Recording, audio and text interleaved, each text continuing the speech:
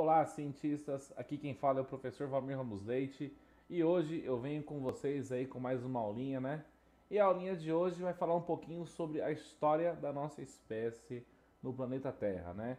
Lembrando sempre, essa aulinha é uma aulinha para mostrar o quanto a ciência atua nessa explicação, né? E eu queria que vocês observassem algumas imagens aí, né? E essas imagens são imagens importantes para o desenvolvimento inicial da nossa aula, né?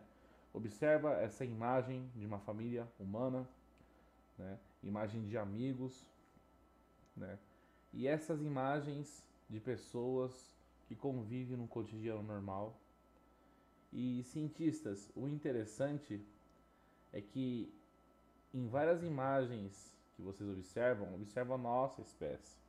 E aí eu venho com uma pergunta: a nossa espécie foi sempre assim? Como que ela era há 150 mil anos atrás? É essa pergunta, cientistas, que procura sempre a gente entender a nossa origem. É uma difícil resposta, é uma resposta que para ser construída demorou muitos anos, com muitas descobertas e trabalho árduo.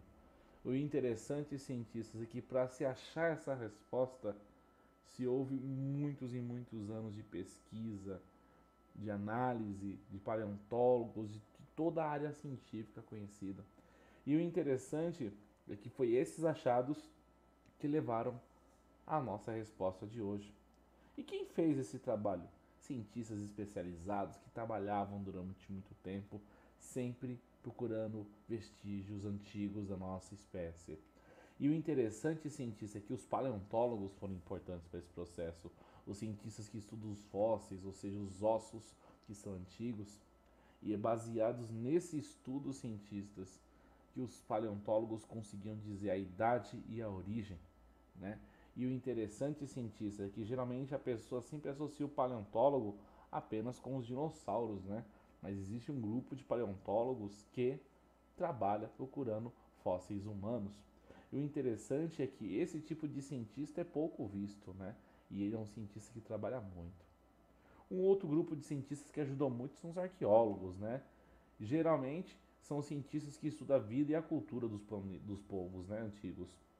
Tudo isso por escavações, tudo isso cientistas por documentos que eles encontram, sempre se baseando em dados encontrados.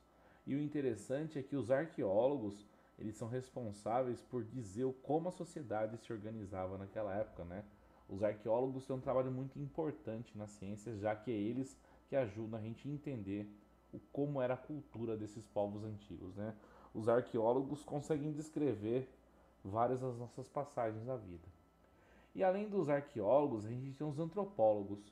O antropólogo, ele estuda, na verdade, o aspecto social da nossa espécie, né? Ele sempre procura dizer o que a gente fazia, como era a nossa cultura. E o interessante também é que sempre baseado em descobertas, né? Aqui são alguns exemplos de alguns antropólogos tentando entender o motivo da morte de determinados crânios. E o interessante é que, baseado sempre em descoberta, sempre na hipótese crestada e comprovada, eles conseguiam dizer muita coisa que a nossa espécie fazia antes de ser o que a gente conhece hoje. Além desse pessoal, nós temos os geólogos, que são cientistas que estudam a composição do planeta Terra. E esses cientistas também procuram entender a origem e a evolução do nosso planeta, né? Sempre também baseado em descobertas, né? O interessante é que os geólogos eles atuam com grande veemência na nossa descoberta da nossa origem, porque é graças a eles que a gente consegue saber como era o clima da Terra na época, baseado na composição do solo. E o interessante, cientistas, é que os geólogos são muito importantes também, né? Outro detalhe, o que a gente descobriu? Basicamente, o que se sabe hoje é que os nossos ancestrais, eles não são descendentes dos macacos e dos gorilas, né? Na verdade, cientistas, o que a gente sabe é que em milhões de anos atrás, a gente teve um descendente ancestral em comum com essa espécie. E por que eu falo isso, né? O homem veio do macaco. É uma frase que eu já vi muito professor de ciências falar, né? Mas se você um dia perguntar realmente para um cientista evolucionista, o homem não veio do macaco, né? Na verdade, O interessante é que falar que o homem veio do macaco é um erro de interpretação, tá? É um erro de interpretação da ideia de conceito de evolução e seleção natural, né? E algumas pessoas usam essa afirmação até para banalizar o conceito. Essa imagem que vocês vão ver aqui na frente agora, ela diz isso, né? O homem não veio do macaco, né? Mas aquela imagem do homem, né, como virando e levantando e virando um macaco virando um homem, essa imagem ela foi a causadora desse erro de interpretação. Na verdade, foi uma espécie que deu origem a outra, que deu origem a outra, e em sequências até chegar a nossa. A nossa espécie não veio diretamente do macaco, né? Mas é uma pena. E o interessante, cientista, é que o homem não veio do macaco, isso se sabe, e a seleção natural, que é um dos assuntos que a gente vai trabalhar hoje, comprova isso, né? Ou seja, a seleção natural comprova que a nossa espécie não veio do macaco. Eu vou explicar o como. A nossa espécie não veio do macaco, pessoal. Lembra bem isso. Mas vamos lá. O tempo passa, né? Com o trabalho árduo dos cientistas que a gente discutiu aí alguns minutos atrás, por intermédio de escavações sempre, descobertas do passado da nossa espécie, né? Nós descobrimos que vários vestígios deixados pelos nossos ancestrais. E o interessante é que cientistas é baseado nas descobertas que a gente vai ter a nossa discussão hoje, tá? Lembrando sempre, né? O que se sabe hoje, baseado nas descobertas, é que os primatas deu origem a uma ramificação. Essa ramificação, há mais ou menos 8 milhões de anos atrás, deu origem ao primeiro bloco de primatas, né, que nós conhecemos, que são os prosímios. Por que eu falo isso? É nesse grupo que vai estar o lemur, é nesse grupo que vai estar cientistas, os lores, e é nesse grupo cientistas que vai estar os társios. Esses foram os primeiros primatas originados, né? O grupo dos primatas deu origem a uma outra linhagem, né? Que é a linhagem aí, cientistas, dos antropóides, né? Que são os que podem se apoiar nas duas patas, né? Essa linhagem dos antropóides deu origem a uma outra linhagem, e essa linhagem, cientistas, deu origem a um grupo aí, né?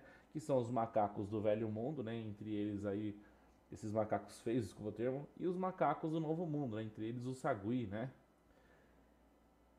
Os primatas de origem a uma outra linhagem, que são os hominídeos. Nesse caso, cientistas, nós temos aí o macaco gibão, né? Ou seja, até o momento, ó, se o homem viesse do macaco, em comprovação científica, ele estaria aqui, mas ele não está aqui. Saiu uma outra linhagem, né? Que deu origem ao grupo Pongínea. Dessa linhagem, cientistas, a gente tem um macaco conhecido aí por vocês aí, que é o macaco orangotango. Dessa linhagem, cientista, saiu uma outra, que é a linhagem Hominidae, né, ou hominide. Dessa linhagem, cientistas, nós tivemos os gorilas, né, que são parecidos com a nossa espécie, mas não são da nossa espécie, o homem não veio do macaco. Também deu origem à linhagem dos chimpanzés, né, que também não são humanos. E aí uma outra ramificação, né, que sai de baixo, deu origem à nossa espécie. Ou seja, cientista, se a nossa espécie viesse do macaco por comprovação, ela estaria junto com o grupo. E na verdade não, a nossa espécie não veio da do macaco. Apenas tivemos um ancestral em comum. E por descobertas cientistas e investigações, e sempre por comprovações, nós descobrimos que tiveram vários outros ancestrais anteriores à nossa espécie, né? E o interessante é que você só consegue entender a evolução quando você consegue ver quais eram os seres humanos antigos que tinham antes da nossa espécie. O primeiro é o Sahelanthropus chadensis, que viveu há 6 e 7 milhões de anos atrás. Até o momento é o mais antigo conhecido da nossa linhagem. Ele andava sobre duas patas e ele foi descoberto em 2002. O que se sabe era que ele era pequeno, mas ele já tinha traços da raça humana, ou seja, ele era humano, ele não era macaco. E esse basicamente servia de alimento para os animais aí, né? O outro era o Ornithogenensis. Esse também, ele foi um dos primeiros a andar de pé, não era macaco, ele já era homem, ele viveu entre 6 e 5 milhões de anos atrás. E o que se sabe, cientista, é que vivia em árvores, né? Tinha os hábitos um pouco diferentes. Ele também tinha 1 metro de altura. E o interessante, cientistas, é que esse Orornithogenensis é um ancestral nosso, né? Que viveu há muito tempo atrás, mas é um ancestral e é humano. Aqui a comparação dos crânios, observa bem, isso não é um macaco nunca, né? Uma outra espécie aí, cientistas, de ser humano, que é o Australopithecus ramidus, ele viveu há 4,4 milhões de anos atrás e foi descoberto na Etiópia. O Australopithecus ramidus, ele também foi uma outra espécie aí humana que viveu aí, um ancestral nosso, né? Um outro exemplo é o Australopithecus afarensis. Ele é muito conhecido, né, devido a gente achar mais ossos dele, né? Ele viveu há cerca de 3,4 milhões de anos atrás e ele foi encontrado na Etiópia em 74, o primeiro, né? E nós temos vários ossos hoje, né? E ele já era um pouco mais alto, entre 1 e 1,5 de altura. Se você observar bem, a porção craniana dele é maior, ó. Então você já vê traços evolutivos cerebrais diferenciados dos outros, né? E o Australopithecus, esse Australopithecus, ele é o famoso esqueleto lá da Lucy, né? Que é o esqueleto de um homem primitivo, a mulher primitiva, que foi encontrado aí, que foi graças a ele que a gente conseguiu fazer a simulação e entender o esqueleto. O que se sabe hoje era que, por mais que fossem peludos, eles não eram macacos, né? O pessoal confunde muito e ele tinha muitos hábitos familiares. Uma outra espécie, o Australopithecus robustus. Esse é o sucessor aí do Australopithecus afarensis, só que ele era meio brigão, né? Porque todos os ossos que nós achamos ele sempre está quebrado ou em disputa de território. Ele é um ancestral também da nossa espécie, não é macaco, ele era brigão, ele já usava ossos e dentes aí como ferramentas, né? Aqui é um exemplo do crânio, você pode ver que ele não tem quase a porção frontal, né? Mas a parte traseira do crânio dele é bem desenvolvida, né? E o interessante, cientistas, é que esse crânio aí que você está vendo pertenceu a um ancestral da nossa espécie. Seguindo a sequência, o Australopithecus africanus. Esse também não foi uma espécie que se deu muito bem, né? Ele foi extinto em pouco tempo, mas o que se sabe era que também era um descendente da nossa espécie aí, ou seja, ó, a nossa espécie tinha vários outros descendentes humanos, né? E ele também fazia ferramentas igual o outro anterior que a gente conversou. Olha a porção craniana dele, é diferente, ó. Se você ver bem, ó, tem um aumento de massa craniana, ele é maior, né? Tem um cérebro maior, provavelmente era mais inteligente. E o interessante, cientistas, é que esse é mais um dos ancestrais humanos, né? Ele era um pouquinho diferente, mas ele era o mais humano do que qualquer outra coisa, né? Um outro ancestral nosso aí, muito conhecido, é o Homo habilis, né? O homem hábil, né? Ele é descendente do afarensis, né? Do Australopithecus afarensis.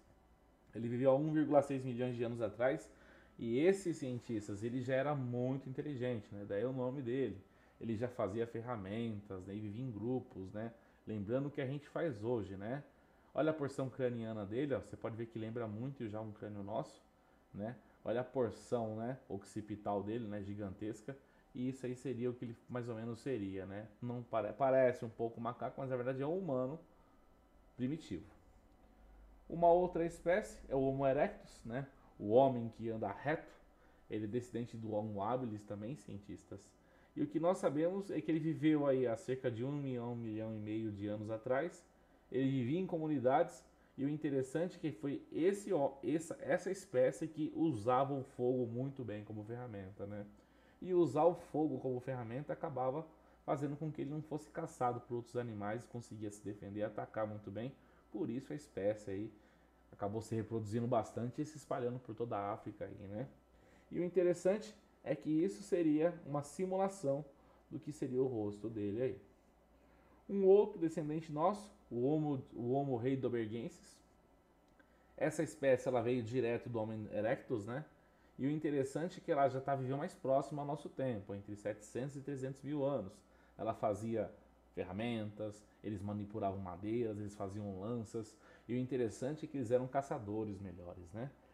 Quando você observa o homem de Heidelbergensis, você percebe que o crânio dele é maior, você percebe que ele tem um padrão mais parecido com o da nossa espécie, né? Tanto que ele já lembra um pouco os nossos traços atuais.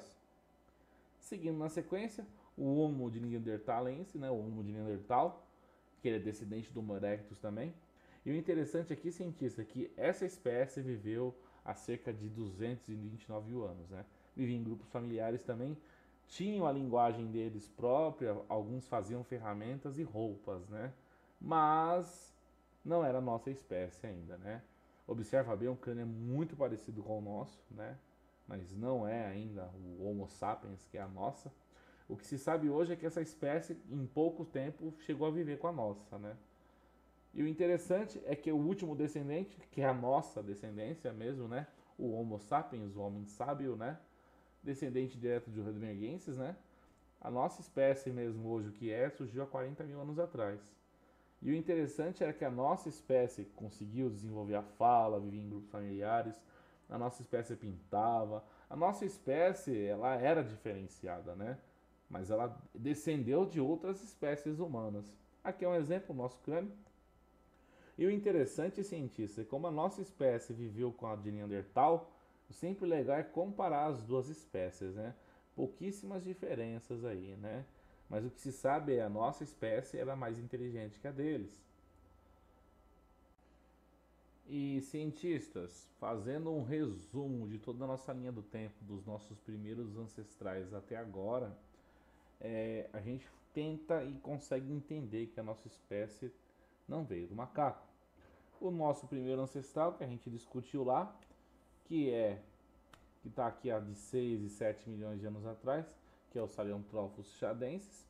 Essa espécie deu origem ao nosso outro ancestral, mais atual, mais antigo ainda, que viveu entre mais ou menos 6 e 5 milhões, que é o Hororhynchogenensis.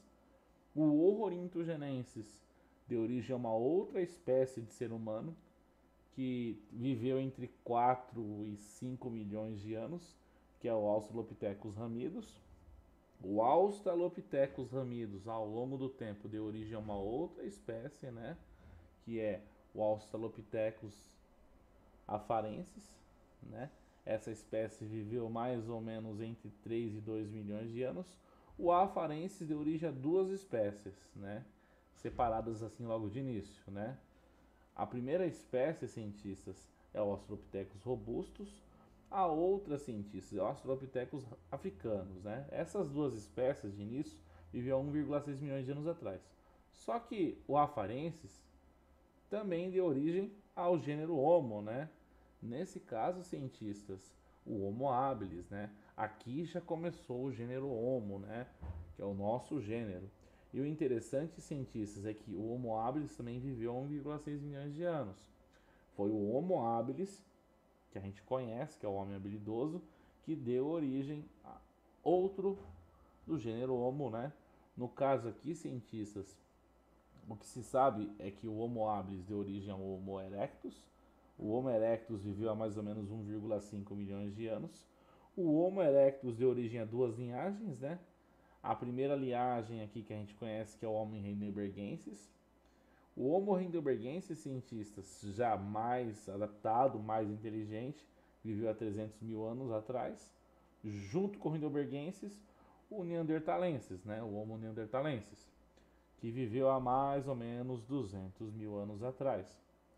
E o Homo heidelbergensis, cientistas, deu origem à nossa espécie real, o que é hoje, que é o Homo sapiens aí, né? E o interessante, cientistas, se vocês observam aqui, ó, a quantidade de ancestrais que nós tivemos até chegar ao que nós somos hoje. Se vocês observarem bem, cientistas, o Homo sapiens está mais ou menos aqui há 100 mil anos, né? Mas a nossa espécie não veio do macaco, nós tivemos outros ancestrais. E por curiosidades, né? A nossa espécie, cientista, de Homo sapiens, ela chegou a viver junto com a do Heidelbergensis e com a do Neandertal. Só que, cientistas, vou ser sincero, o que se sabe hoje é que a nossa espécie, em algum momento, ela viveu muito bem, até com essas outras duas espécies. Imagina só, 3 espécies de seres humanos vivendo juntas, né? Mas o que se sabe é que por algum momento a nossa espécie viveu bem viveu até em harmonia. Existem casos do neandertalenses vivendo com a gente, com a nossa espécie, né? Mas o que se tem certeza é que por algum momento a nossa espécie começou a perceber que as outras espécies elas eram competidoras com a nossa. E isso é ruim, porque se eu tenho uma espécie, a nossa espécie sabia que era melhor, era mais inteligente, mais hábil, ela percebeu que as outras eram concorrentes. A nossa espécie acabou acabando com as outras. Ou seja, cientistas, a nossa espécie destruiu o Homo heidelbergensis, acabou com eles, e a nossa espécie, cientistas, pelo que sabemos hoje, ela acabou com o Homo de neanderthalensis. Por que eu falo isso, cientistas? Existem algumas especulações, algumas que já estão comprovadas, e o que se sabe hoje é que foi por competição. Competição, disputa de alimentos, recursos, espaço, e a nossa espécie, cientistas, acabou matando as outras, né? E o que faz assim uma espécie deixar de existir de uma forma bem simples assim, né?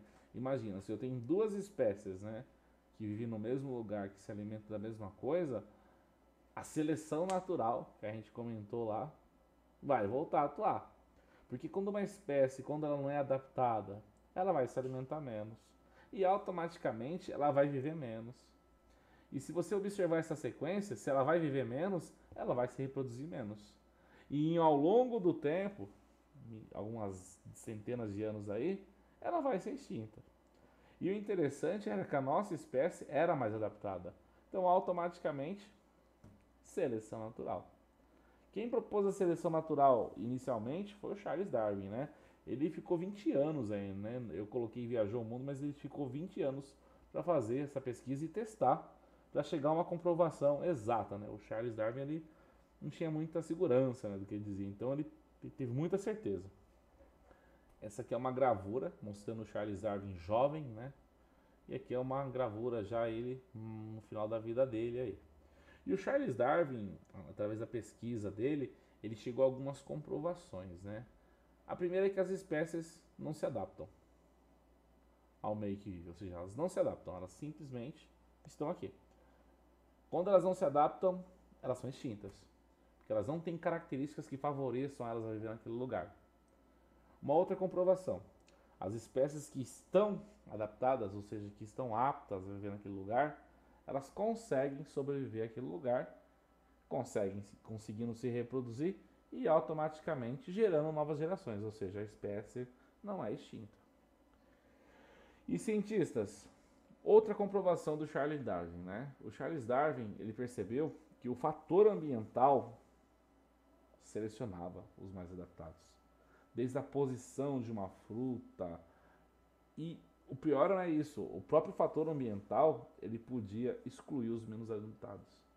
Ou seja, uma espécie que não estava apta àquele lugar seria extinta. Aí entrou a seleção natural. No nosso caso aqui, das outras duas espécies que viveu com a nossa, as duas espécies conviviam com a gente, ou seja, as nossas três espécies viviam de boa. Viviam na mesma região. Além de viver na mesma região, usavam os mesmos recursos. E o interessante, cientista, é que até o momento está tudo normal. Só que se você tem espécies iguais que se alimentam da mesma coisa no mesmo lugar, elas vão competir pela comida. E foi nesse aspecto, pessoal, que a nossa espécie, o Homo sapiens, por produzir melhores ferramentas, até mesmo por se caçar e alimentar melhor, cientistas, ela começou a ser melhor. E como a nossa espécie era mais adaptada que as outras duas, chegamos a duas possíveis finais. O fim natural das outras duas por competição, que seria natural, ou simplesmente a nossa espécie viu que as outras duas eram competidoras e acabou com elas, né? E o estranho é, diferente da nossa espécie ter matado ou ter levado o fim natural das outras, é um fim normal, né? Seleção natural explica. Muito obrigado, cientistas, por ter assistido essa aula. Ela ficou um pouco longa aí. Espero ter ajudado vocês aí, tá? Muito obrigado por serem essas pessoas maravilhosas, tá? Se cuidem. Tchau, tchau.